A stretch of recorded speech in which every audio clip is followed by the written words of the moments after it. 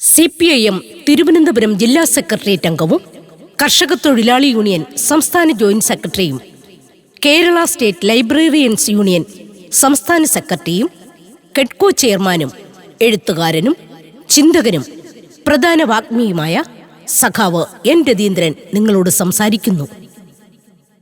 പ്രിയമുള്ള സഖാക്കളെ, നാട്ടുകാരെ, 17ാമത് ലോക്സഭയിലേക്കുള്ള തെരഞ്ഞെടുപ്പ് ഏപ്രിൽ മാസം 11-ാം തീയതി ആരംഭിച്ച് മെയ് മാസം 23-ാം തീയതി സമാപിക്കുകയാണ്.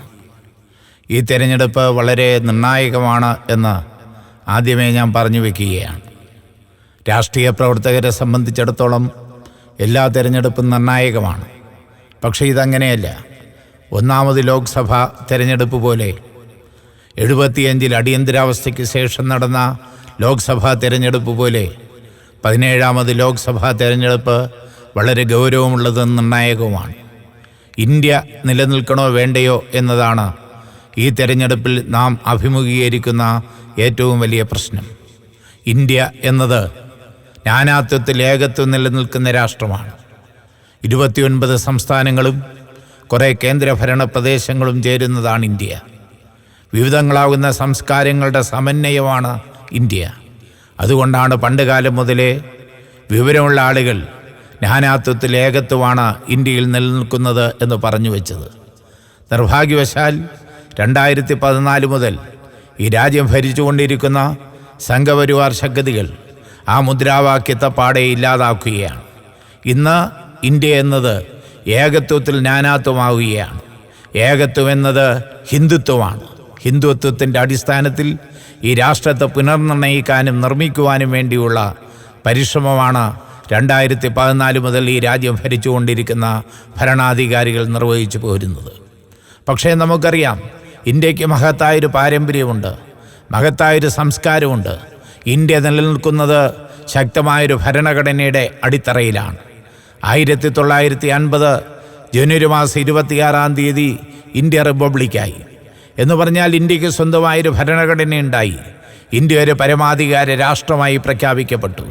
ഇന്ന് ആ ഭരണഘടനയെ തന്നെ ചോദ്യം ചെയ്യുന്ന തരത്തിലേക്ക് ഇന്ത്യയിലെ ഭരണാധികാരികൾ മാറിയിരിക്കുകയാണ്. ഭരണഘടന ആവശ്യമില്ല, ഭരണഘടനയ്ക്ക് പകരം മനുസ്മൃതി മതി, രാമായണം മതി, മഹാഭാരതം മതി എന്ന് പറയുന്ന തരത്തിലേക്ക് ഇന്ത്യ ഭരിച്ചുകൊണ്ടിരിക്കുന്ന മന്ത്രിമാരടക്കം നിലംപൊത്തിയിരിക്കുന്നു എന്നതാണ് കഴിഞ്ഞ 5 വർഷക്കാലത്തെ ചരിത്രം നമ്മെ പഠിപ്പിക്കുന്നത്. അതുപോലെ ഇന്ത്യയുടെ ഭരണഘടനയ്ക്ക് 4 സുപ്രധാനമായ തൂണുകളുണ്ട്.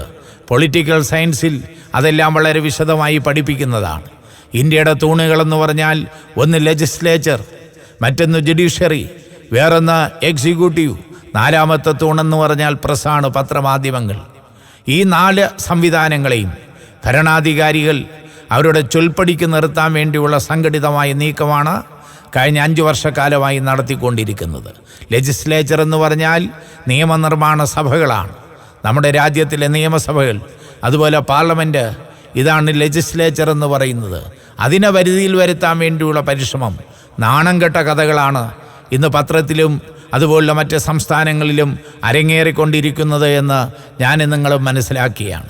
ഏറ്റവും അവസാനം പത്രത്തിലൂടെ ഞാനും നിങ്ങളും വായിച്ചു മനസ്സിലാക്കിയത് കർണാടകയിൽ നടന്നുകൊണ്ടിരിക്കുന്ന രാഷ്ട്രീയ കുതിരക്കച്ചവടമാണ്.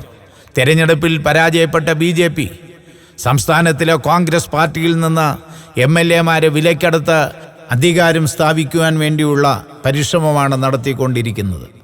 1800 കോടി രൂപയാണ് യെദ്യൂരപ്പ എന്ന് പറയുന്ന കർണാടകയിലെ മുഖ്യമന്ത്രിയാകാൻ കൊതിച്ചു നിൽക്കുന്ന BJP-കാരൻ അദ്ദേഹത്തിന് മുഖ്യമന്ത്രിയാകാൻ വേണ്ടി ചെലവഴിച്ചത് എന്ന് നാം മനസ്സിലാക്കിയതാണ്. ദിവസവും MLA-മാരെ വിളിക്കുകയല്ലേ. ഭരണം നടത്തിക്കൊണ്ടിരിക്കുന്നത് കുമാരസ്വാമിയാണ്. കുമാരസ്വാമിയുടെ ജനതാദളിൽ കോൺഗ്രസിൻ്റെ മുന്നണി കൂടെയുണ്ട്, കോൺഗ്രസ് പാർട്ടി കൂടെയുണ്ട്.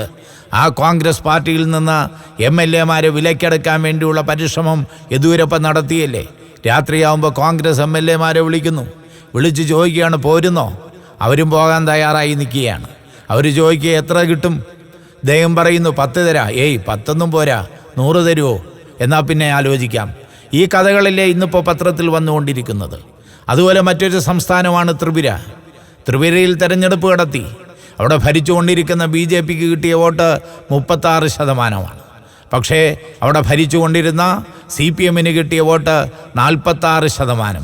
ഇന്ന് 46% വോട്ട് കിട്ടിയ CPM പുറത്തു നിൽക്കുകയും 35% വോട്ട് നേടിയ BJP ത്രിപുര ഭരിക്കുകയാണ്. ഇതെല്ലാവരും ഒപ്പിച്ചുകൊണ്ടിരിക്കുന്നത് കാശ് കൊടുത്തിട്ടാണ്. MLA-മാരെ വിലയ്ക്ക് വാങ്ങിക്കുക, രാഷ്ട്രീയ പാർട്ടികളെ വിലയ്ക്ക് വാങ്ങിക്കുക. അത്തരത്തിലുള്ള പരിശീലനവും പരിശ്രമവുമാണ് ഇന്നിപ്പോൾ രാജ്യമൊട്ടുക്ക് സംഘപരിവാർ ശക്തികൾ നടത്തിക്കൊണ്ടിരിക്കുന്നത്. എന്തിനേറെ പറയുന്നു, പാർലമെൻറ്റിൻ്റെ അകത്ത് ചോദ്യം ചോദിക്കാതിരിക്കാൻ പൈസ, ചോദ്യം ചോദിക്കുന്നതിന് പൈസ.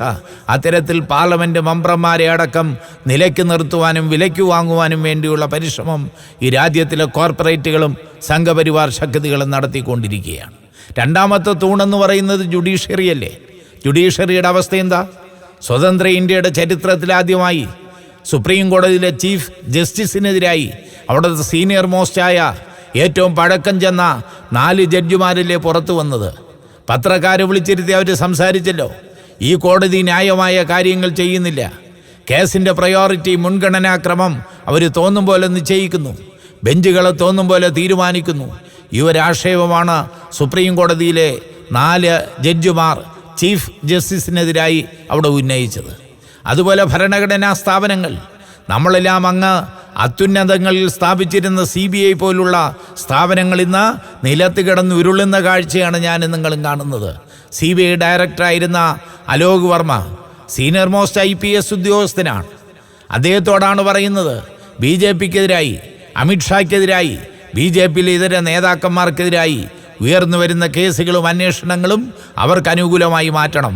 അതിന് തയ്യാറായില്ലെങ്കിൽ സ്ഥാനം രാജിവെച്ച് പൊയ്ക്കോണം എന്നാണ് CBI ഡയറക്ടർ അലോക് വർമ്മയോട് BJP ആവശ്യപ്പെട്ടത്. നട്ടെല്ലുള്ള ഉദ്യോഗസ്ഥൻ എന്ന നിലയ്ക്ക് അദ്ദേഹം അതിന് വഴങ്ങിയില്ല. അവസാനം അദ്ദേഹത്തെ രാത്രി 2 മണിക്ക് പ്രധാനമന്ത്രിയും സുപ്രീം കോടതിയിലെ ഒരു ജഡ്ജിയും കൂടെ ചേർന്ന് അലോക് വർമ്മയെ മാറ്റാൻ വേണ്ടി തീരുമാനിക്കുകയാണ്.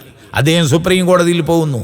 സുപ്രീം കോടതി അലോക് വർമ്മയെ പുനഃസ്ഥാപിക്കാൻ വേണ്ടി തീരുമാനിച്ചു. സുപ്രീം കോടതി വിധി അവർ നടപ്പാക്കി, അലോക് വർമ്മയെ നിയമിച്ചു. പക്ഷേ കസേര മാത്രമേ കൊടുത്തുള്ളൂ, അധികാരം കൈമാറിയില്ല. അതിനെ തുടർന്ന് അദ്ദേഹം രാജിവെച്ചു പോയി. ഇതെല്ലാം ഇന്ത്യക്കാർ കണ്ടുകൊണ്ടിരിക്കുകയാണ്. അതുപോലെ റിസർവ് ബാങ്ക് ഓഫ് ഇന്ത്യ, അതിൻ്റെ ഡയറക്ടർ, നമ്മുടെ നോട്ടിൽ ഒപ്പിടുന്ന ഗവർണർ ഊർജിത് പട്ടേൽ അദ്ദേഹത്തോട് പറഞ്ഞില്ലേ, ഈ രാജ്യത്തെ തെരഞ്ഞെടുപ്പ് സമരം നടത്താൻ, തെരഞ്ഞെടുപ്പിൽ മത്സരിക്കാൻ BJPക്കും നരേന്ദ്രമോദിക്കും കോടിക്കണക്കിന് രൂപകൾ വേണം. ആ കരുതൽ ധനത്തിൽ നിന്ന് 1,26,00,000 രൂപയാണ് ഈ BJP അതുപോലെ RSS റിസർവ് ബാങ്കിൽ നിന്ന് ആവശ്യപ്പെട്ടത്. ഊർജിത് പട്ടേൽ എന്ന് പറയുന്ന റിസർവ് ബാങ്കിൻ്റെ ഉദ്യോഗസ്ഥൻ ഡയറക്ടർ അത് നൽകാൻ തയ്യാറായില്ല. അദ്ദേഹത്തോട് ആവശ്യപ്പെട്ടു, നിങ്ങൾ രാജിവെച്ച് പൊയ്ക്കോണം. അങ്ങനെയാണ് റിസർവ് ബാങ്കിൽ പുതിയൊരാളെ നിയമിക്കാൻ വേണ്ടി തയ്യാറായത്. ഇത്തരത്തിൽ ഭരണഘടനാ സ്ഥാപനങ്ങളെന്ന് പറയുന്ന മുഴുവൻ സ്ഥാപനങ്ങളെയും വരുതിയിൽ കൊണ്ടുവന്ന് ഇല്ലാതാക്കാൻ വേണ്ടിയുള്ള പരിശ്രമം ഇന്നിപ്പോൾ സംഘപരിവാർ ശക്തികൾ നടത്തിക്കൊണ്ടിരിക്കുകയാണ്. എക്സിക്യൂട്ടീവിനെ സംബന്ധിച്ച് വളരെ സവിസ്തരമായി പ്രതിപാദിക്കേണ്ടുന്ന കാര്യമില്ല. നമ്മുടെ രാജ്യത്ത് നിലവിലിരിക്കുന്ന മുതലാളിത്തം ഇന്നിപ്പോൾ വിദഗ്ധന്മാർ പറയുന്നത് അത് ക്രോണി ക്യാപിറ്റലിസം എന്നാണ്. ക്രോണി ക്യാപിറ്റലിസം എന്ന് പറഞ്ഞാൽ ചങ്ങാത്ത മുതലാളിത്തം. ആര് തമ്മിലുള്ള ചങ്ങാത്തം?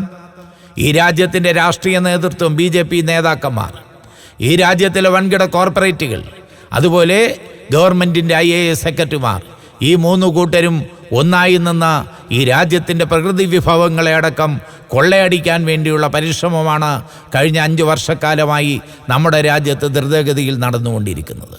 ഇതിലെല്ലാം പുറത്ത് നിൽക്കുന്ന ഒരു തൂണാണ് പ്രസ് എന്ന് പറയുന്നത്. പത്രമാധ്യമങ്ങൾ ഭരണാധികാരികൾക്ക് അനുകൂലമായ നിലപാട് സ്വീകരിക്കണം, അല്ലെങ്കിൽ ആ പത്രം ഓഫീസുകൾ പൂട്ടും. ഇന്ത്യയിലെ പ്രമുഖമായൊരു TV സ്ഥാപനം ഒരു ദിവസത്തേക്ക് പൂട്ടിയിട്ടു. ത്രിപുരയിലെ ഇടതുപക്ഷ ആഭിമുഖ്യമുള്ള പത്രം രജിസ്ട്രേഷൻ ക്യാൻസൽ ചെയ്ത് പൂട്ടിക്കെട്ടാനുള്ള തീരുമാനം അവർ കൈക്കൊണ്ടു. അങ്ങനെ ഈ രാജ്യത്തിലെ ഭരണഘടനയും ഈ രാജ്യത്തിലെ ഭരണഘടനാ സ്ഥാപനങ്ങളെയും വരുതിയിൽ കൊണ്ടുവന്ന് ഈ രാജ്യത്തിലെ ജനാധിപത്യം ഇല്ലാതാക്കാൻ വേണ്ടിയുള്ള പരിശ്രമം നടക്കുകയാണ്. ഇപ്പോൾ കഴിഞ്ഞ 10 ദിവസമല്ലേ ആയുള്ളൂ. സാക്ഷി മഹാരാജ്, അദ്ദേഹം RSSൻ്റെ ഉപാധ്യക്ഷനാണ്. അദ്ദേഹം പറഞ്ഞു, ഇത് ഇന്ത്യയിൽ നടക്കാൻ പോകുന്ന അവസാനത്തെ തെരഞ്ഞെടുപ്പാണ്. ഇനിയൊരു തെരഞ്ഞെടുപ്പുണ്ടാവില്ല. ആരും തിരുത്താൻ വേണ്ടി തയ്യാറായില്ല. ശ്രീമാൻ നരേന്ദ്രമോദിയോ അമിത്ഷായോ ഈ പറഞ്ഞ സാക്ഷി മഹാരാജാവിന് തലയ്ക്ക് വെളിവില്ല, അറിവില്ലാതെയാണ് പറഞ്ഞത് എന്ന് തിരുത്താൻ തയ്യാറായില്ല. എന്ന് പറഞ്ഞാൽ അതിൻ്റെ അർത്ഥം RSSൻ്റെ അജണ്ടയാണ്, RSSൻ്റെ കാര്യപരിപാടിയാണ് സാക്ഷി മഹാരാജ് പ്രഖ്യാപിച്ചിരിക്കുന്നു എന്നാണ് അതിൽ നിന്ന് മനസ്സിലാക്കുന്നത്. ഈ ഒരു രാഷ്ട്രീയ സാഹചര്യം ഇന്ത്യയിൽ നിലനിൽക്കുന്നത് കൊണ്ടാണ് 17ാമത് ലോക്സഭയിലേക്കുള്ള തെരഞ്ഞെടുപ്പ് വളരെ ഗൗരവമേറിയതാണ്, നിർണായകമാണ് എന്ന് ഞങ്ങൾ പറയുന്നത്. പക്ഷെ ഒരു കാര്യത്തിൽ ഞങ്ങൾക്ക് ആശ്വാസമുണ്ട്. ഇന്ത്യയിലെ ജനങ്ങൾ RSSൽ നിന്ന് BJPയിൽ നിന്ന് വേറിട്ട് ചിന്തിക്കുവാനും ഇവരെ പരാജയപ്പെടുത്തുവാനും വേണ്ടിയുള്ള നീക്കത്തിലേക്ക് നീങ്ങിക്കൊണ്ടിരിക്കുകയാണ്. എന്തുകൊണ്ട് BJP പരാജയപ്പെടുന്നു? അവരാലോചിക്കേണ്ടുന്നതാണ്. 2014 ശ്രീമാൻ നരേന്ദ്രമോദി ഈ രാജ്യത്തിൻ്റെ പ്രധാനമന്ത്രിയായി എന്ന് പറഞ്ഞാൽ ശ്രീമാൻ നരേന്ദ്രമോദിക്ക് കിട്ടിയത് BJPക്ക് കിട്ടിയ വോട്ട് വെറും 31%. എന്ന് പറഞ്ഞാൽ 69% വരുന്ന ആളുകൾ BJPക്കെതിരാണ്. അതാണ് പ്രതിപക്ഷ പാർട്ടി. ആ പ്രതിപക്ഷ പാർട്ടികൾ ചിന്നിച്ചിതറി നിന്നതുകൊണ്ടാണ് അന്ന് ശ്രീമാൻ നരേന്ദ്രമോദിക്ക് ജയിക്കാൻ കഴിഞ്ഞത്. ഇന്ന് ചിത്രം മാറിയിരിക്കുകയാണ്. ഈ രാജ്യത്തിലെ BJP ഇതര രാഷ്ട്രീയ പ്രസ്ഥാനങ്ങൾ 21 രാഷ്ട്രീയ പാർട്ടികൾ അവരൊരുമിച്ച് നിന്ന് BJPയെ പരാജയപ്പെടുത്താൻ വേണ്ടിയുള്ള തീരുമാനം കൈക്കൊണ്ട്, അതിനുവേണ്ടിയുള്ള തീരുമാനങ്ങൾ കൈക്കൊണ്ടുകൊണ്ട് ഇത്തരം രാഷ്ട്രീയ പാർട്ടികൾ മുന്നോട്ട് പോവുകയാണ്. മറുവശത്ത് 2014 ശ്രീമാൻ നരേന്ദ്രമോദിയും NDAയും ഈ രാജ്യത്തിലെ ജനങ്ങൾക്ക് നൽകിയിരുന്ന മുദ്രാവാക്യങ്ങൾ, വാഗ്ദാനങ്ങൾ എന്തെങ്കിലും ഒന്ന് നടപ്പാക്കാൻ കഴിഞ്ഞു. നമ്മുടെ രാജ്യം ഒരു വർഷം 2.5 കോടി ചെറുപ്പക്കാരെ പുറത്തിറക്കുന്ന രാഷ്ട്രമാണ്. ജോലി തേടി തൊഴിൽ സേനയിലേക്ക് അണിനിരക്കുന്ന ചെറുപ്പക്കാരുടെ എണ്ണം ഒരു വർഷമെന്ന് പറഞ്ഞാൽ 2.5 കോടിയാണ്. ആ 2.5 കോടി ആളുകളെ കണ്ടിട്ടാണ് 2014 ശ്രീമാൻ നരേന്ദ്രമോദിയും NDAയും പറഞ്ഞത്, ഞങ്ങൾ അധികാരത്തിൽ വന്നാൽ ഒരു വർഷം 2 കോടി ആളുകൾക്ക് ജോലി തരാമെന്ന്. 2 കോടി ആളുകളെന്ന് പറഞ്ഞാൽ 5 വർഷമായപ്പോൾ 10 കോടിയായില്ലേ? 1 കോടി എന്ന് പറഞ്ഞാൽ 100 ലക്ഷമല്ലേ? അപ്പോൾ 10 കോടി എന്ന് പറഞ്ഞാൽ 1000 ലക്ഷമായില്ലേ? എത്ര ആളുകൾക്ക് 5 വർഷമായി ശ്രീമാൻ നരേന്ദ്രമോദി ജോലി കൊടുത്ത്? അവരുടെ കണക്ക് പറയുന്നത് 15 ലക്ഷം തൊഴിലവസരങ്ങൾ ഉണ്ടായി എന്നാണ്. 1000 ലക്ഷം ഇവിടെ കിടക്കുന്നു, 15 ലക്ഷം ഇവിടെ കിടക്കുന്നു. ആ ചെറുപ്പക്കാർ മുഴുവൻ ഇന്ന് ശ്രീമാൻ നരേന്ദ്രമോദിക്കും സംഘപരിവാർ ശക്തികൾക്കും എതിരായി നിൽക്കുകയില്ലേ? ഇതൊരു വശം. അതിന് മറ്റൊരു വശം കൂടെയുണ്ട്. എന്താണെന്ന് വെച്ചാൽ 2018 ഇന്ത്യയിൽ ജോലി ഉണ്ടായിരുന്നതിൽ 102 ലക്ഷം ആളുകൾ ജോലിയിൽ നിന്ന് പുറത്താക്കപ്പെട്ടു. ജോലിയില്ലാതായി അവർക്ക്. സർക്കാർ നടത്തിയിരുന്ന പൊതുമേഖലാ സ്ഥാപനങ്ങൾ സ്വകാര്യ മേഖലയിലേക്ക് തീരെഴുതി കൊടുക്കുമ്പോൾ അവരുടെ ജോലി നഷ്ടപ്പെടുകയാണ്. അങ്ങനെ 2018 മാത്രം 102 ലക്ഷം ആളുകളുടെ ജോലി ഇല്ലാതായി. അപ്പോൾ 2014 തെരഞ്ഞെടുപ്പ് അവസരത്തിൽ തൊഴിലില്ലായ്മയ്ക്ക് പരിഹാരം കാണാമെന്നും ഒരു വർഷം 2 കോടി ആളുകൾക്ക് ജോലി കൊടുക്കാമെന്നും പറഞ്ഞ ശ്രീമാൻ നരേന്ദ്രമോദിയും RSSും ആ മുദ്രാവാക്യത്തിൽ നിന്ന് അമ്പേ പിന്നോട്ട് പോയിരിക്കുന്നുവെന്ന് കഴിഞ്ഞ 5 വർഷമായി തെളിയുകയാണ്. മറ്റൊരു മുദ്രാവാക്യം അവർ പറഞ്ഞത് വിലക്കയറ്റത്തെ സംബന്ധിച്ചല്ലേ. പെട്രോളിൻ്റെ വില 40 രൂപയാക്കാം, ഡീസലിൻ്റെ വില 35 രൂപയാക്കാം, പാചകവാതകത്തിൻ്റെ വില 400 രൂപയാക്കാമെന്നാണ് പറഞ്ഞത്. അന്ന് 553 രൂപയാണ് പാചകവാതകത്തിൻ്റെ വില. ഇപ്പോൾ പാചകവാതകത്തിൻ്റെ വില ഇങ്ങനെ ഉയർന്നു പോവുകയല്ലേ. പെട്രോളും ഡീസലും പരസ്പരം മത്സരിക്കുകയാണ്. ആരാണ് ആദ്യം 100ലേക്ക് എത്തുന്നത് എന്ന്. ഇതൊന്നും നിയന്ത്രിക്കാൻ ശ്രീമാൻ നരേന്ദ്രമോദിയുടെ ഗവൺമെൻറ് തയ്യാറാവുന്നില്ല. നമ്മളൊക്കെ വ്യഞ്ജനക്കടയിൽ നിന്ന് വാങ്ങിക്കുന്ന സവാള, 1 കിലോ സവാള ഇപ്പം ബിഗ് ബസാറുകളിലും സൂപ്പർ മാർക്കറ്റുകളിലും നന്നായി പാക്ക് ചെയ്ത് പാക്കറ്റിൽ തന്നാൽ 20 മുതൽ 25 രൂപ വരെ വാങ്ങുകയാണ്. പക്ഷേ സവാള കൃഷി ചെയ്യുന്ന മഹാരാഷ്ട്ര പോലുള്ള സംസ്ഥാനങ്ങളിൽ അതിൻ്റെ കർഷകന് ഈ വമ്പൻ മുതലാളിമാർ 1 കിലോ സവാളയ്ക്ക് കൊടുക്കുന്നത് വെറും 50 പൈസയാണ്. അതാണ് കൊള്ളയെന്ന് പറയുന്നത്. ഈ ഗവൺമെൻറ് ഈ രാജ്യത്തിലെ വൻപൻ മുതലാളിമാർക്ക് വേണ്ടിയുള്ള ഗവൺമെൻറ്റാണ്. കോർപ്പറേറ്റുകളെ താലോലിക്കുന്ന ഗവൺമെൻറ്റാണ്. ഈ രാജ്യത്തിലെ ജനങ്ങളുടെ ജീവിതത്തെപ്പറ്റി, അവരുടെ ദുസ്സഹമായ നിത്യേനയുള്ള ജീവിതത്തെ സംബന്ധിച്ചൊന്നും ഇവർ ആലോചിക്കുന്നില്ല. എത്രയോ ലക്ഷം ആളുകൾ 2005 മുതൽ 2019 വരെയുള്ള കാർഷിക മേഖല പരിശോധിച്ചാൽ ഏകദേശം 4 ലക്ഷത്തോളം വരുന്ന കർഷകൻ ദുരിതപൂർണമായ ജീവിതത്തിന് ഒരു പരിഹാരം കാണാനാവാതെ ആത്മഹത്യ ചെയ്തു എന്ന് സർക്കാരിൻ്റെ ഏജൻസികൾ തന്നെ പ്രസ്താവിക്കുകയാണ്. അപ്പോൾ ചുരുക്കത്തിൽ വിലക്കയറ്റം നിയന്ത്രിക്കാം എന്ന് ശ്രീമാൻ നരേന്ദ്രമോദിയും NDAയും അന്ന് പറഞ്ഞിരുന്നുവെങ്കിൽ അതിന് പരിഹാരം കാണാനാവാതെ അവർ മുന്നോട്ട് പോവുകയാണ്. മറ്റൊരു രസകരമായ മുദ്രാവാക്യം എന്താണെന്ന് വെച്ചാൽ അധികാരത്തിൽ വന്ന 6 മാസമായപ്പോൾ ശ്രീമാൻ നരേന്ദ്രമോദിയും അവരുടെ ഏജൻസികളും സംഘപരിവാർ ശക്തികളും പറഞ്ഞില്ലേ, ഇന്ത്യയിലെ ഓരോ പൗരൻ്റെ പേരിലും 15 ലക്ഷം രൂപ വീതം ബാങ്കിൽ നിക്ഷേപിക്കാം. അപ്പം നമ്മളൊക്കെ സന്ദേഹിച്ചു, ഈ പൈസ എവിടുന്ന? അപ്പോഴാ പറഞ്ഞത്, ഈ രാജ്യത്തിലെ കോർപ്പറേറ്റുകളുടെ മുഴുവൻ പൈസയും വിദേശ ബാങ്കുകളിൽ കിടക്കുകയാണ്. ആ പണം മുഴുവൻ പിടിച്ചെടുത്ത് ഇന്ത്യയിൽ കൊണ്ടുവന്ന് ആളിൻ്റെ എണ്ണം നോക്കി ഡിവൈഡ് ചെയ്തെടുത്താൽ, ഹരിച്ചെടുത്താൽ ഒരാളിന് 15 ലക്ഷം രൂപ കിട്ടും. പല പല അമ്പലങ്ങളിലെയും ഉത്സവ പറമ്പുകളിൽ ഉത്സവ കമ്മിറ്റി ഓഫീസിൻ്റെ അടുത്ത് ഹെൽപ്പ് ഡെസ്കുകൾ, സഹായിക്കാൻ വേണ്ടിയുള്ള സംവിധാനം ഒരുക്കിക്കൊണ്ട് നമ്മുടെ നാട്ടിലെ പാവപ്പെട്ട സ്ത്രീകളെല്ലാം വിളിച്ചു ചേർത്ത് ബാങ്കുകളിൽ അക്കൗണ്ട് എടുക്കാൻ വേണ്ടി ഫാറങ്ങൾ പൂരിപ്പിച്ചു കൊടുത്തത് നമുക്കെല്ലാം ബോധ്യമുള്ളതാണ്. എന്നിട്ട് പറഞ്ഞു, നാഷണലൈസ് ചെയ്ത ബാങ്കുകളിൽ SBIയിൽ, കനറ ബാങ്കിൽ, ഇന്ത്യൻ ബാങ്കിൽ, അങ്ങനെ ഏതെങ്കിലും ബാങ്കുകളിൽ കൊണ്ടുപോയാൽ അക്കൗണ്ട് കിട്ടും. അപ്പോൾ പാവങ്ങൾ ചോദിക്കുക, പൈസ വേണ്ടേ? പൈസയൊന്നും വേണ്ട, ഇത് 0 ബാലൻസ് അക്കൗണ്ടാണ് എന്നാണ് പറഞ്ഞത്. ആളുകൾ ഫാറവുമായി പോയി. ബാങ്കുകാർ 500 രൂപ വീതം വാങ്ങിയില്ലേ? 500 രൂപ വീതം വാങ്ങി അക്കൗണ്ട് ഓപ്പൺ ചെയ്തതിൻ്റെ പേരിൽ നരേന്ദ്രമോദിയുടെ ഗവൺമെൻറ് സമാഹരിച്ചത് 12,000 കോടി രൂപയാണ്. ആ പൈസയടക്കം കോർപ്പറേറ്റുകൾക്ക് അദാനിക്കും അംബാനിക്കും കൊടുത്തില്ലേ? ഇപ്പം 4 വർഷമായി ഒരൊറ്റയാളിന് പോലും 15 ലക്ഷം രൂപ കിട്ടിയില്ലല്ലോ. ഏതെങ്കിലും സംഘപരിവാർ ശക്തികളുടെ വീടുകളിലെ സഹോദരിമാർക്ക് കിട്ടിയെങ്കിൽ അവർ പറയട്ടെ, എന്തായാലും ഞങ്ങൾക്കൊന്നും അത് ബോധ്യമായില്ല. ഇപ്പോൾ ആ കഥയെല്ലാം ശ്രീമാൻ നരേന്ദ്രമോദി മറക്കുകയാണ്.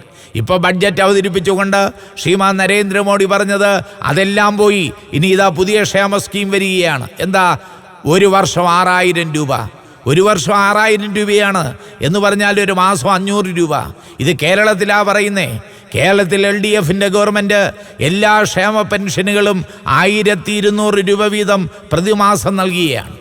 അങ്ങനെയുള്ള സംസ്ഥാനത്തിലാണ് സംഘപരിവാർ ശക്തികൾ കൃഷിഭവൻ കേന്ദ്രീകരിച്ച് ഫാറം അച്ചടിച്ച് അത് പൂരിപ്പിച്ചെടുത്ത് 6,000 രൂപ വീതം കൊടുക്കാമെന്ന് പറയുന്നേ. 6,000 രൂപ വീതം കൊടുക്കും. അതിൽ ഒന്നാമത്തെ ഗഡു 2,000 അതിൽ 1,000 രൂപ ഇപ്പോൾ പിടിച്ചോ എന്നാണ് പറയുന്നേ. ഇത് കണ്ടിട്ടാണ് കോൺഗ്രസ് പാർട്ടിയും രാഹുൽ ഗാന്ധിയും 4-5 ദിവസത്തിന് മുമ്പ് പ്രഖ്യാപിച്ചു, ഞങ്ങൾ 72,000 രൂപ തരാമെന്നാണ് പ്രഖ്യാപിച്ചിരിക്കുന്നത്. പരസ്പരം മത്സരിച്ച് മുദ്രാവാക്യങ്ങൾ ഇറക്കുന്ന തരത്തിലേക്ക് പോവുകയാണ്. അത് 3ാമത്തെ മുദ്രാവാക്യമാണ്. 4ാമത് പറഞ്ഞത് ശ്രീമാൻ നരേന്ദ്രമോദിയും RSSും പറഞ്ഞത് 2004 മുതൽ 2014 വരെ ഈ രാജ്യം ഭരിച്ചുകൊണ്ടിരുന്ന കോൺഗ്രസിൻ്റെ ഭരണം അഴിമതിയിൽ മുങ്ങിക്കുളിച്ച ഭരണമെന്നാണ് പറഞ്ഞത്. അതുകൊണ്ട് അവർ പറഞ്ഞു, ഞങ്ങളുടെ ഭരണം ഒരു അഴിമതി രഹിത ഭരണമായിരിക്കും, അഴിമതി വിമുക്ത ഭാരതം എന്നാണ് നരേന്ദ്രമോദിയും RSSും കഴിഞ്ഞ തെരഞ്ഞെടുപ്പ് വേളയിൽ പറഞ്ഞത്. പക്ഷെ ഇന്ന് നമ്മുടെ രാജ്യത്ത് മുഴങ്ങിക്കേൾക്കുന്ന ഒരു മുദ്രാവാക്യം ചൗക്കീദാർ ചോർഹേ എന്നാണ് രാജ്യത്തൊട്ടാകെ കേട്ടുകൊണ്ടിരിക്കുന്നത്. ഈ രാജ്യത്തിൻ്റെ കാവൽക്കാരൻ കള്ളനാണ് ഇന്ന് ഈ രാജ്യത്തിലെ ഗ്രാമങ്ങളും അവിടുത്തെ വിദ്യാർത്ഥികളും ചെറുപ്പക്കാരും വിളിച്ചു പറയുന്ന സാഹചര്യം നമ്മുടെ രാജ്യത്ത് ഉയർന്നു വന്നിരിക്കുകയാണ്. ശ്രീമാൻ നരേന്ദ്രമോദി തന്നെ പറയുക, ഞാൻ ഈ രാജ്യത്തിൻ്റെ പ്രധാനമന്ത്രിയല്ല, ഞാൻ ഈ രാജ്യത്തിൻ്റെ കാവൽക്കാരനാണ്. അപ്പോഴാണ് പറഞ്ഞത് കാവൽക്കാരൻ കള്ളനാണ്. ഇത് പറയുന്ന LDF അല്ല, മാർക്സിസ്റ്റ് അല്ല, ഇത് പറഞ്ഞത് BJPയുടെ അനിഷേധ്യ നേതാക്കന്മാരായ മുരളി മനോഹർ ജോഷി, അരുൺ ഷൂറി, അതുപോലെ ശത്രുഘ്നൻ സിൻഹ. ഇവരെത്രയോ കാലമായി ശ്രീമാൻ നരേന്ദ്രമോദിക്കെതിരായി പ്രസംഗിക്കുകയും ആളെ കൂട്ടുകയും ചെയ്യുകയില്ലേ. അതുകൊണ്ട് തന്നെ ഇപ്പോൾ സീറ്റ് നിർണയിച്ചപ്പോൾ ഈ 3 പേരുകാർക്കും, മുരളി മനോഹർ ജോഷിക്കും, ശത്രുഘ്നൻ സിൻഹയ്ക്കും, അതുപോലെ അരുൺ ഷൂറിക്കും സീറ്റ് നിഷേധിച്ചുകൊണ്ട് അവരെ ലിസ്റ്റിൽ നിന്ന് പാടെ ഒഴിവാക്കിക്കൊണ്ടാണ് RSSും BJPയും അവരുടെ സ്ഥാനാർത്ഥികളെ പ്രഖ്യാപിച്ചിരിക്കുന്നത്. ഈ തരത്തിൽ 2014 എന്തെല്ലാം മുദ്രാവാക്യങ്ങളാണോ ശ്രീമാൻ നരേന്ദ്രമോദി അതുപോലെ സംഘപരിവാർ ശക്തികൾ ഈ രാജ്യത്തിലെ ജനങ്ങളുടെ മുന്നിൽ അവതരിപ്പിച്ചിരുന്നത്, ആ മുദ്രാവാക്യങ്ങളിൽ നിന്നെല്ലാം RSSും BJPയും പാടെ ഒളിച്ചിരിക്കുകയാണ്. പത്രക്കാർ ചോദിച്ചു, നിങ്ങൾ ഇതൊക്കെ പറഞ്ഞില്ലേ? ഇലക്ഷൻ വന്നപ്പോൾ ഇന്ന മുദ്രാവാക്യം നടപ്പാക്കാമെന്ന് പറഞ്ഞില്ലേ? അമിത്ഷായും പറഞ്ഞു, കേരളത്തിലെ BJPയുടെ അധ്യക്ഷൻ ശ്രീധരൻപിള്ളയും പറയുക, തെരഞ്ഞെടുപ്പ് കാലത്ത് ഞങ്ങൾ പലതും പറയുമെന്നാണ്.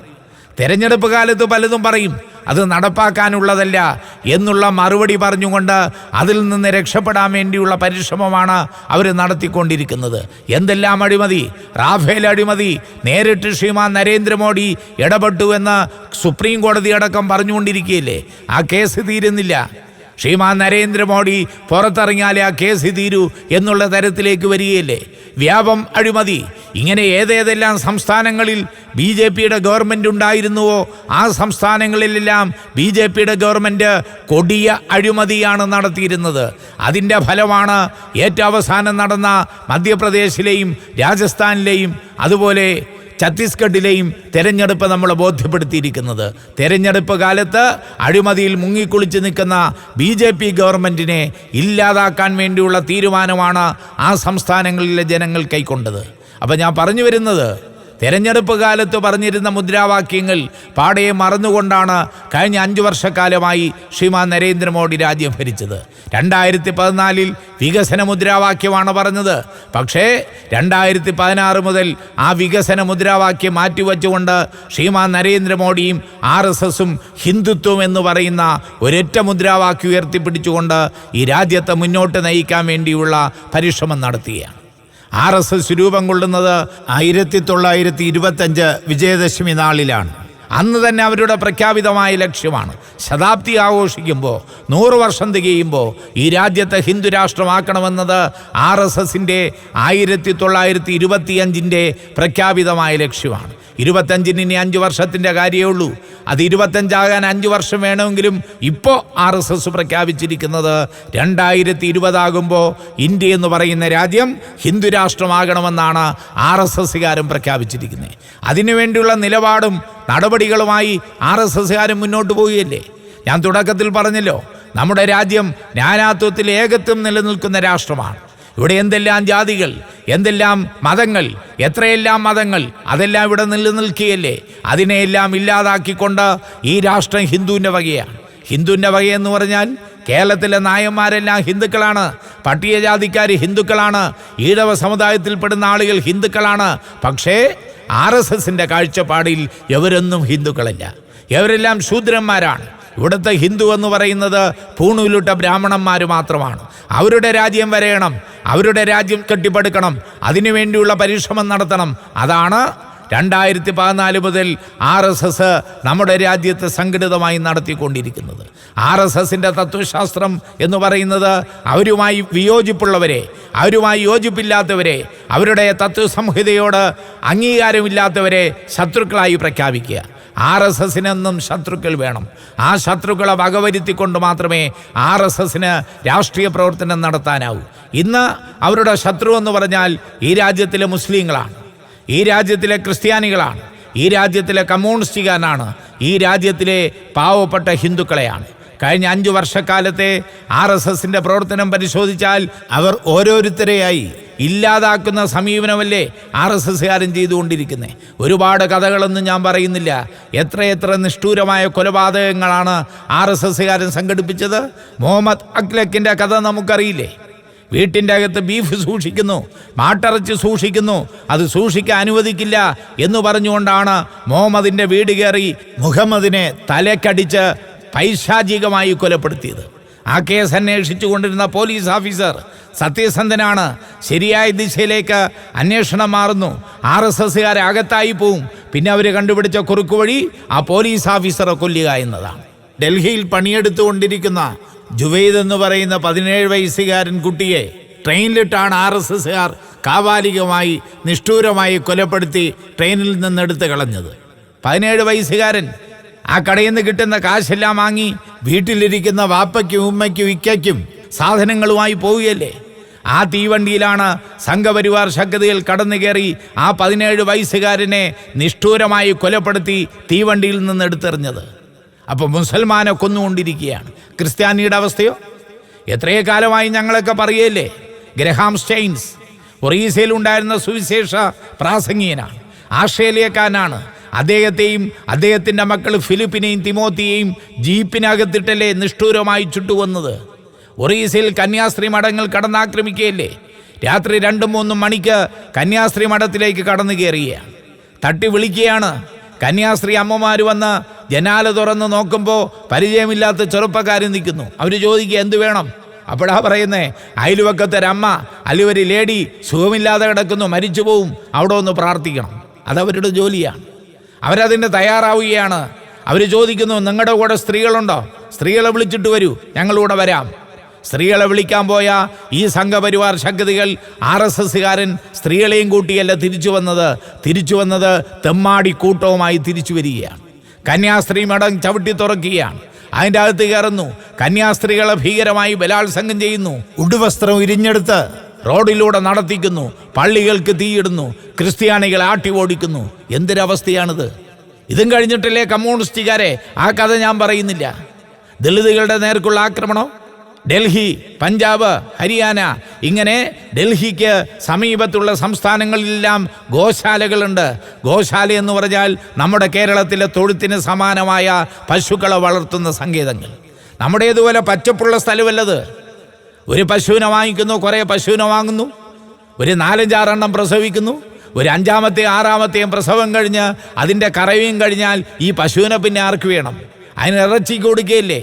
നമ്മുടെ കേരളത്തിലും അതല്ലേ നമ്മൾ ചെയ്തുകൊണ്ടിരിക്കുന്നേ. കഴിഞ്ഞ 5 വർഷമായി രാജ്യം ഭരിച്ചുകൊണ്ടിരിക്കുന്ന RSSകാരൻ പറയുക, പശുവിനെ ഇറച്ചിക്ക് കൊടുക്കാൻ പറ്റില്ല.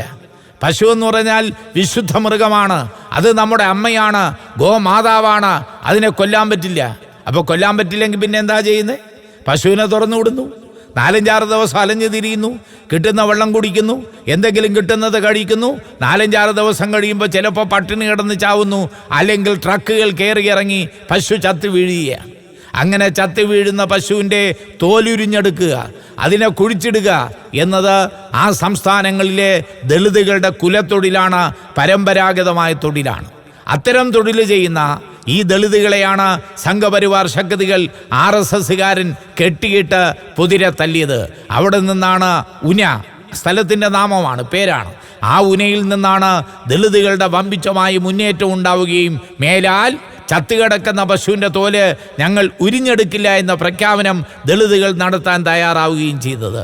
അപ്പോൾ ഇന്ത്യയിൽ നടക്കുന്ന ആക്രമണം മുസൽമാന് നേർക്ക് മാത്രമല്ല, ക്രിസ്ത്യാനിയുടെ നേർക്ക് മാത്രമല്ല, പാവപ്പെട്ട ഹിന്ദുവിൻ്റെ നേർക്കടക്കം കടുത്ത ആക്രമണം നടത്തി കൊല്ലുകയില്ലേ? ട്രക്കുകളിൽ കന്നുകാലികളെ കൊണ്ടുപോകുന്നവരെ തടഞ്ഞു നിർത്തി മർദ്ദിച്ച് കെട്ടിത്തൂക്കുകയല്ലേ? ഇങ്ങനെ എത്രയെത്ര സംഭവങ്ങളാണ് കഴിഞ്ഞ കുറേ വർഷങ്ങളായി നമ്മുടെ രാജ്യം ഇന്നിപ്പോൾ കേട്ടുകൊണ്ടിരിക്കുന്നത്.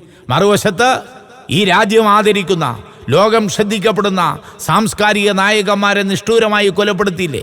കൽബുർക്കിയെ ഇല്ലാതായി, ഗൗരി ലങ്കേഷിനെ ഇല്ലാതായി, നരേന്ദ്ര ദബോൾക്കറെ വകവരുത്തി. ഇങ്ങനെ എത്രയെത്ര സാംസ്കാരിക നായകന്മാരെ. അതാണ് ഞാൻ പറഞ്ഞത്, RSSന് ഇഷ്ടമില്ലാത്ത ആളുകൾ അവരുടെ ശത്രുക്കളാണ്. ആ ശത്രുക്കളെ വകവരുത്തുക എന്നത് RSSൻ്റെ പ്രഖ്യാപിതമായ ലക്ഷ്യമാണ്. ആ ലക്ഷ്യം നിർവഹിക്കാൻ വേണ്ടിയുള്ള പരിശ്രമമാണ് അവർ നടത്തിക്കൊണ്ടിരിക്കുന്നത്. ഇതിൽ നിന്നെല്ലാം ഒരു കാര്യം ഞങ്ങൾക്ക് മനസ്സിലാവുന്നത്, ഈ തെരഞ്ഞെടുപ്പ് RSSനെയും BJPയെയും ഇന്ത്യയിലെ ജനങ്ങൾ കൈവിടാൻ പോകുന്ന തെരഞ്ഞെടുപ്പാണ്. അപ്പം നിങ്ങൾക്കൊരു സംശയം വരും, BJPക്കെതിരായി ആരാ? കോൺഗ്രസ് ആണോ? അത് രണ്ടും ഒന്നല്ലേ? കോൺഗ്രസ് സമം BJP, BJP സമം കോൺഗ്രസ് എന്നാണ് അരുൺ ഷൂറി പറഞ്ഞത്. BJPയുടെ നേതാവ്, വാജ്പേയിയുടെ മന്ത്രിസഭയിലെ ഡിസ്ഇൻവെസ്റ്റ്മെന്റ് മിനിസ്റ്റർ, പൊതുമേഖലാ സ്ഥാപനങ്ങൾ വിറ്റുതൊളിക്കുന്നതിന് വാജ്പേയി മന്ത്രിസഭയിൽ ആ വകുപ്പ് കൈകാര്യം ചെയ്തിരുന്ന അരുൺ ഷൂരിയോട്, അദ്ദേഹം പ്രമുഖനായ പത്രപ്രവർത്തകനാണ്, ഇന്നത്തെ ചെറുപ്പക്കാർ പത്രക്കാർ ചോദിച്ചല്ലോ, എന്താണ് ഈ കോൺഗ്രസും BJPയും തമ്മിലുള്ള വ്യത്യാസമെന്ന്. അദ്ദേഹം പറഞ്ഞത് കോൺഗ്രസ് സമം BJP, പക്ഷേ BJPയുടെ വശത്ത് ഒരധിക ചിഹ്നം വിട്ട് പശു എന്നുകൂടെ എഴുതിയേക്കണം. അപ്പോൾ കോൺഗ്രസ് BJPയാണ്, പക്ഷേ BJPക്ക് ഗോമാതാവ് കൂടെയുണ്ട്, അതാണ് അവരുടെ ഇലക്ഷൻ ചിഹ്നം, അത് വെച്ച് പ്രവർത്തിക്കുന്നു എന്നാണ് അരുൺ ഷൂറി പറഞ്ഞത്. അപ്പോൾ ആ തരത്തിൽ ഈ രാജ്യത്തെ ഇല്ലാതാക്കാൻ വേണ്ടിയുള്ള പരിശ്രമം ഇന്നിപ്പോൾ ഈ രാജ്യത്ത് നടമാടിക്കൊണ്ടിരിക്കുകയാണ്. അപ്പോൾ കോൺഗ്രസ് അല്ല BJPക്ക് ബദല്, അല്ലെ BJP കഴിഞ്ഞാൽ കോൺഗ്രസ് അല്ല.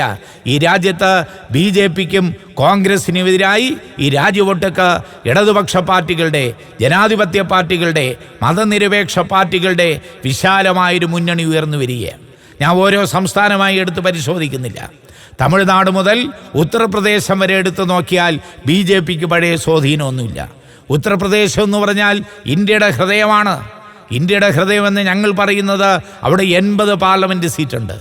ആ 80 പാർലമെൻറ്റ് സീറ്റിൽ 2014 തെരഞ്ഞെടുപ്പിൽ BJP 71 സീറ്റിലും BJPയോടൊപ്പം നിൽക്കുന്ന ഒരു പാർട്ടി 2 സീറ്റിലും ജയിച്ചു. അങ്ങനെ BJPക്ക് കിട്ടിയ സീറ്റ് 73. എന്നാൽ ഇപ്പോഴത്തെ അവസ്ഥ എന്താ? UPയിലെ മുഖ്യമന്ത്രി യോഗി ആദിത്യനാഥ്, അദ്ദേഹം ഗോരഖ്പൂരിലെ പാർലമെൻറ്റ് മെമ്പറായിരുന്നു 20 വർഷമായി. ആ ഗോരഖ്പൂർ എന്ന് പറയുന്ന പാർലമെൻറ്റ് മണ്ഡലത്തിൽ 2014 യോഗി ആദിത്യനാഥ് ജയിക്കുന്നത് 3,20,000 വോട്ടിൻ്റെ ഭൂരിപക്ഷത്തിലാണ്. അദ്ദേഹം മുഖ്യമന്ത്രിയായപ്പോൾ സ്വാഭാവികമായും പാർലമെൻറ്റ് സീറ്റ് രാജിവെച്ചു. അവിടെ ഉപതെരഞ്ഞെടുപ്പ് വന്നപ്പോൾ 3,20,000 വോട്ടിൻ്റെ ഭൂരിപക്ഷത്തിന് യോഗി ആദിത്യനാഥ് ജയിച്ച ഗോരഖ്പൂർ എന്ന് പറയുന്ന മണ്ഡലത്തിൽ സമാജ്വാദ് പാർട്ടിയുടെ സ്ഥാനാർത്ഥി ജയിച്ചു വന്നിരിക്കുകയാണ്. അവിടെ അഖിലേഷ് യാദവും അതുപോലെ മായാവതിയും അവരൊന്ന് പരസ്പരം മിണ്ടാനും പരസ്പരം കൈകൊടുക്കുവാനും തയ്യാറായാൽ BJP എന്ന് പറയുന്ന രാഷ്ട്രീയ പ്രസ്ഥാനം ഒന്നുമില്ലാതാവുകയാണ്. അവിടുത്തെ ഉപമുഖ്യമന്ത്രിയുടെ മണ്ഡലമാണ് ഫൂൽപൂർ. ആ ഫൂൽപൂരിൽ ഉപതെരഞ്ഞെടുപ്പ് വന്നു. അവിടെയും BJP വമ്പിച്ച പരാജയമാണ് ഏറ്റുവാങ്ങിച്ചത്. അതുകൊണ്ടാണ് പറഞ്ഞത് ഇന്ത്യയിലെ ബദൽ എന്ന് പറയുന്നത് കോൺഗ്രസോ BJP അല്ല. ഓരോരോ സംസ്ഥാനം എടുത്ത് നോക്കിയാൽ കേരളത്തിൽ LDF UDF തമ്മിലാണ് മത്സരം. ഇവിടെ മറ്റൊരു പാർട്ടിയില്ല. അപ്പുറത്തെ കർണാടകയിൽ പോയാൽ ഞാൻ തുടക്കത്തിൽ പറഞ്ഞു അവിടെ BJP ഇല്ല. ഒഡീസയിൽ പോയാൽ അവിടെ നവീൻ പട്നായിക്കിൻ്റെ പാർട്ടിയാണുള്ളത്. ഇങ്ങനെ ഓരോരോ സംസ്ഥാനം എടുത്ത് നോക്കിയാൽ ആ സംസ്ഥാനങ്ങളിൽ BJPയും കോൺഗ്രസും അല്ല. ആ സംസ്ഥാനങ്ങളിലെ പ്രാദേശിക രാഷ്ട്രീയ പാർട്ടികൾക്കാണ് പ്രാമുഖ്യം എന്ന് നമുക്ക് കാണാൻ കഴിയും. അപ്പോൾ ഇന്ത്യയുടെ ഭാവി എന്ന് പറയുന്നത് 2019 ഇന്ത്യൻ രാഷ്ട്രീയത്തിൻ്റെ തെരഞ്ഞെടുപ്പ് ഫലമെന്ന് പറയുന്നത് ഇടതുപക്ഷ പാർട്ടികളുടെ, ജനാധിപത്യ പാർട്ടികളുടെ, മതേതരത്വ പാർട്ടികളുടെ ഒരു മുന്നണി ഈ രാജ്യത്ത് ഉയർന്നു വരണം. ആ മുന്നണി രാജ്യത്ത് ഉയർന്നു വരണം എന്ന് ഞങ്ങൾ പറയുന്നത് ഞങ്ങളുടെ ആഗ്രഹം പറയുകയല്ല. കേരളത്തിൻ്റെ സംസ്ഥാനത്തെ മുന്നിൽ നിർത്തിക്കൊണ്ടാണ് അങ്ങനെ ഒരു ഗവൺമെൻറ് ഇന്ത്യയിൽ ഉയർന്നു വരണം എന്ന് ഞങ്ങൾ ആവശ്യപ്പെടുന്നത്. 2016 മെയ് മാസം മുതൽ കേരളത്തിൽ പിണറായി വിജയൻ്റെ ഗവൺമെൻറ് ഭരണം നടത്തിക്കൊണ്ടിരിക്കുകയാണ്. എന്തെല്ലാം വെല്ലുവിളികളാണ് ഈ സർക്കാർ അഭിമുഖീകരിക്കേണ്ടി വന്നത്. ഈ ഒരു പ്രസംഗത്തിൽ ദീർഘമായ പ്രതിപാദനത്തിലേക്ക് ഞാൻ പോകുന്നില്ല. ഓഹി ദുരന്തം വന്നു, നിപ വൈറസ് വന്നു, കടുത്ത പ്രളയം വന്നു. ഇതിനെയെല്ലാം അതിജീവിച്ചുകൊണ്ട് കേരളത്തിലെ ഇടതുപക്ഷ ജനാധിപത്യ മുന്നണി പിണറായി വിജയന്റെ നേതൃത്വത്തിൽ മുന്നോട്ട് പോവുകയല്ലേ. ഇതിനെല്ലാം അതിജീവിച്ചു. 31,000 കോടി രൂപയുടെ നഷ്ടമാണ് പ്രളയത്തിലൂടെ ഉണ്ടായത് എന്നാണ് വേൾഡ് ബാങ്ക് അത്തരത്തിലുള്ള ഏജൻസികൾ തയ്യാറാക്കിയത്. കേന്ദ്ര ഗവൺമെൻറ് തന്നതാകട്ടെ 600 കോടി രൂപയാണ്. വിദേശ രാഷ്ട്രങ്ങൾ സഹായിക്കാമെന്ന് പറഞ്ഞു, വിദേശ മലയാളികൾ സഹായിക്കാമെന്ന് പറഞ്ഞു. പക്ഷേ അതൊന്നും ഏറ്റുവാങ്ങിക്കാൻ കേന്ദ്രം ഭരിക്കുന്ന ഭരണാധികാരി കേരളത്തെ അനുവദിക്കുന്നില്ല. ഇതിനെല്ലാം കേരളത്തിലെ ഗവൺമെൻറ്, പിണറായിയുടെ ഗവൺമെൻറ് അതിജീവിച്ചു.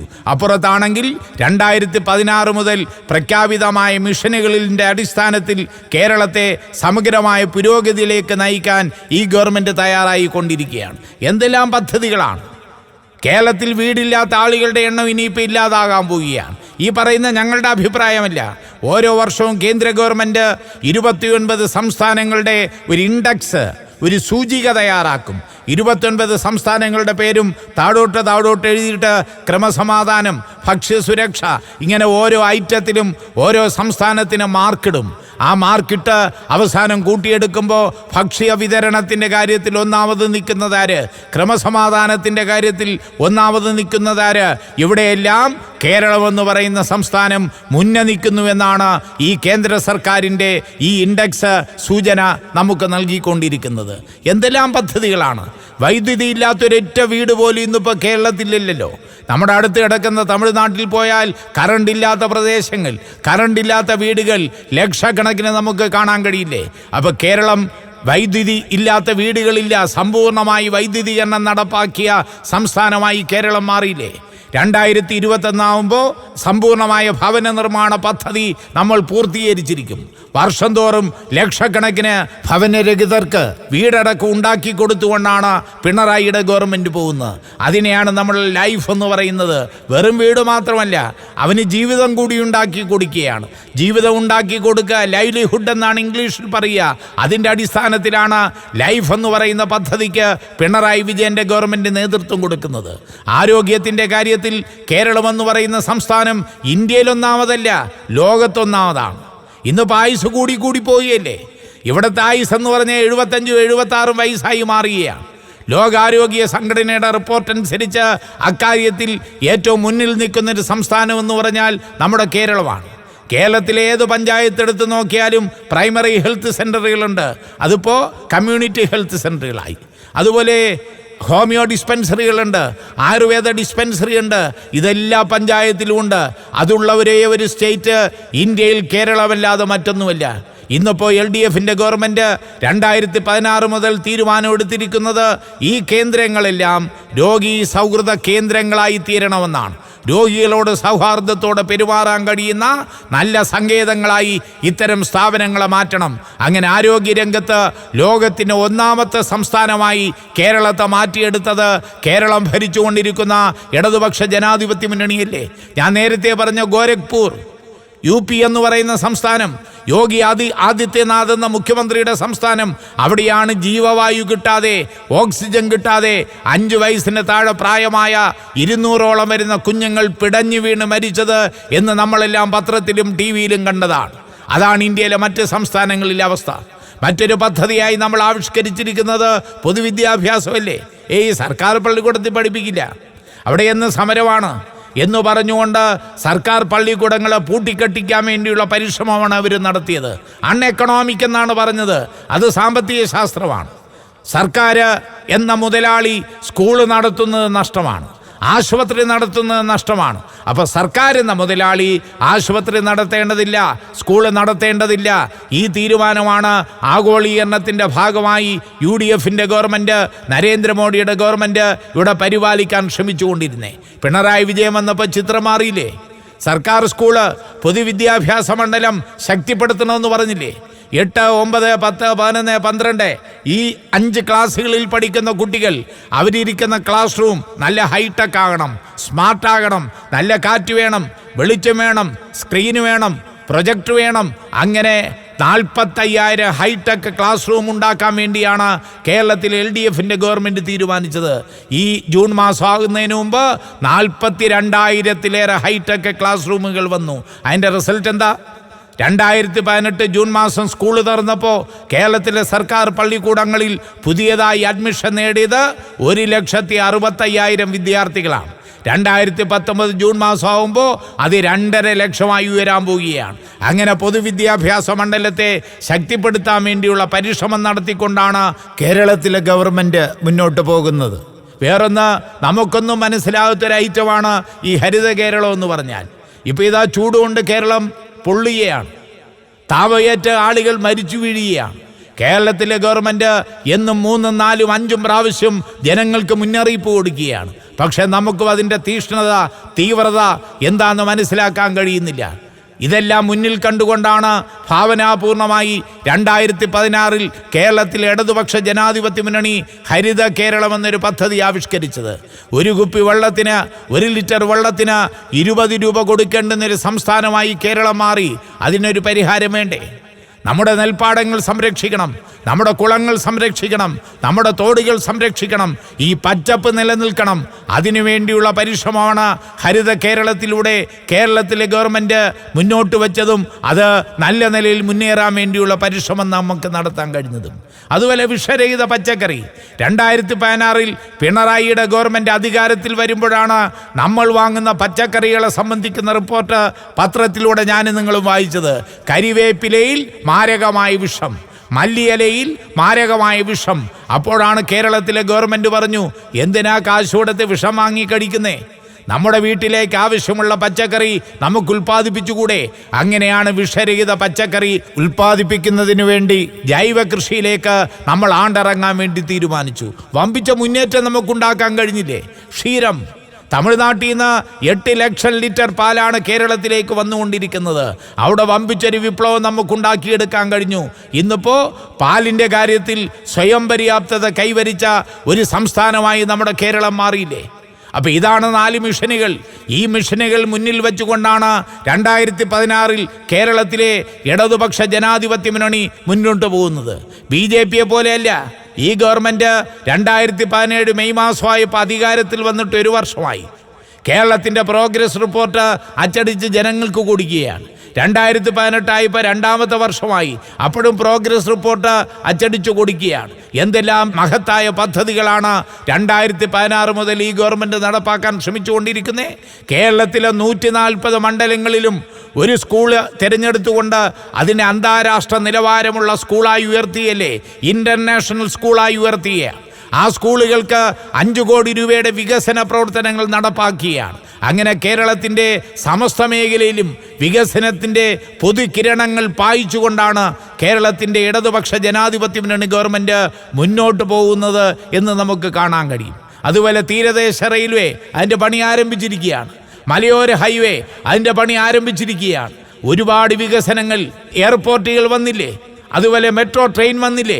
ഇതെല്ലാം 2016 അധികാരത്തിൽ വന്ന ഇടതുപക്ഷ ജനാധിപത്യ മുന്നണി സർക്കാരിൻ്റെ നേട്ടമാണ്. ഈ നേട്ടങ്ങളെല്ലാം ജനങ്ങളുടെ മുന്നിൽ അവതരിപ്പിച്ചുകൊണ്ടാണ് 2019 പാർലമെൻറ്റ് ഇലക്ഷനിൽ കോൺഗ്രസ് അല്ല ബദൽ, BJPക്ക് ബദലായി, കോൺഗ്രസിന് ബദലായി ഈ രാജ്യത്തിലെ ഇടതുപക്ഷ പ്രസ്ഥാനങ്ങളുടെയും ജനാധിപത്യ പ്രസ്ഥാനങ്ങളുടെയും മതനിരപേക്ഷ പ്രസ്ഥാനങ്ങളുടെയും ഒരു മുന്നണി കെട്ടിപ്പടുക്കണം. അവരുടെ നേതൃത്വത്തിൽ ജനങ്ങൾക്ക് അനുകൂലമായ, ജനങ്ങളുടെ നേട്ടങ്ങൾക്ക് വേണ്ടിയുള്ള ഒരു ഗവൺമെൻറ് സ്ഥാപിക്കണം. ആ ലക്ഷ്യം മുന്നോട്ട് വെച്ചുകൊണ്ടാണ് കേരളത്തിൽ ഇടതുപക്ഷ ജനാധിപത്യ മുന്നണി മത്സരിക്കുന്നത്. ഇവിടെ 20 സീറ്റുണ്ട്. ആ 20 സീറ്റിലും ഇടതുപക്ഷ ജനാധിപത്യ മുന്നണി മത്സരിച്ച് ജയിക്കാൻ പോവുകയാണ്. 2004 ഇത്തരത്തിലുള്ളൊരു രാഷ്ട്രീയ സാഹചര്യമാണ് ഇവിടെ നിലവിലുണ്ടായിരുന്നത്. 1998 മുതൽ 2004 വരെ ഈ രാജ്യത്തിൻ്റെ ഭരണം BJPയുടെ കൈകളിലായിരുന്നു. അന്ന് ശ്രീമാൻ വാജ്പേയി ആയിരുന്നു ഈ രാജ്യത്തിൻ്റെ പ്രധാനമന്ത്രി. നമ്മുടെ ഡിഫൻസിലടക്കം, പ്രതിരോധ സേനയിലടക്കം സംഘപരിവാർ ശക്തികളെ കയറ്റിവിട്ടുകൊണ്ട് ഈ രാജ്യത്തെ പിടിക്കാൻ വേണ്ടിയുള്ള പരിശ്രമമാണ് അന്ന് വാജ്പേയിയുടെ നേതൃത്വത്തിൽ നടന്നത്. അന്ന് ഈ രാജ്യത്തിലെ പ്രതിപക്ഷ പാർട്ടികളെല്ലാം ഒരുമിച്ച് നിന്നുകൊണ്ടാണ് പറഞ്ഞത് BJPയെ പരാജയപ്പെടുത്തണം. 2004 തെരഞ്ഞെടുപ്പിൽ അന്ന് BJPയും ഇവിടുത്തെ കോൺഗ്രസും ഏജൻസികളെ കൂട്ടുപിടിച്ച് കാശ് കൊടുത്തുകൊണ്ട് സർവേ നടത്തിച്ചുകൊണ്ട് LDFന് 2 സീറ്റ് അല്ലെ 3 സീറ്റ് എന്നുള്ള പ്രഖ്യാപനം നടത്തിക്കൊണ്ട് ജനങ്ങളെ സ്വാധീനിക്കാൻ വേണ്ടിയുള്ള പരിശ്രമമാണ് നടത്തിയത്. ഇവിടെ ഇപ്പോൾ ഇലക്ഷൻ പ്രഖ്യാപനം വന്ന ഉടൻ ചില ഏജൻസികൾ വന്നു, LDFന് 3 സീറ്റേ ഉള്ളൂ, പച്ചക്കള്ളവല്ലേ. 2004 ഇത്തരത്തിലുള്ള പ്രചാരണം നടക്കുമ്പോഴാണ് തെരഞ്ഞെടുപ്പ് വോട്ടെണ്ണിയപ്പോൾ 20 സീറ്റുള്ള കേരളത്തിൽ 18 സീറ്റിൽ LDF ആണ് ജയിച്ചത്. 1 സീറ്റ് PC തോമസ് ആണ്, 1 സീറ്റ് ലീഗാണ്. ചുരുക്കി പറഞ്ഞാൽ 2004 തെരഞ്ഞെടുപ്പിൽ കോൺഗ്രസിന് ഒരൊറ്റ സീറ്റ് പോലും നൽകാത്ത സംസ്ഥാനമായിരുന്നു കേരളം. അങ്ങനെ ഒരു രാഷ്ട്രീയ പശ്ചാത്തലം കേരളത്തിൽ ഉരുത്തിരിഞ്ഞു വന്നിരിക്കുകയാണ്. ഈ 20 സീറ്റിലും LDFൻ്റെ സ്ഥാനാർത്ഥികൾ വമ്പിച്ച ഭൂരിപക്ഷത്തോടെ ജയിച്ചു കയറുവന്ന രാഷ്ട്രീയ സാഹചര്യം ഇവിടെ ഉരുത്തിരിഞ്ഞു വന്നിരിക്കുന്നു. ആ സാഹചര്യത്തിൽ ഇവിടെ മത്സരിക്കുന്ന LDFൻ്റെ സ്ഥാനാർത്ഥികളെ വമ്പിച്ച ഭൂരിപക്ഷത്തോടെ വിജയിപ്പിക്കാൻ വേണ്ടിയുള്ള പരിശ്രമങ്ങളിൽ നമ്മളെല്ലാവരും മുന്നിട്ടിറങ്ങണം എന്ന് മാത്രം അഭ്യർത്ഥിച്ചുകൊണ്ട് ഞാൻ എൻ്റെ വാക്കുകൾ നിർത്തുകയാണ്. അഭിവാദനങ്ങൾ.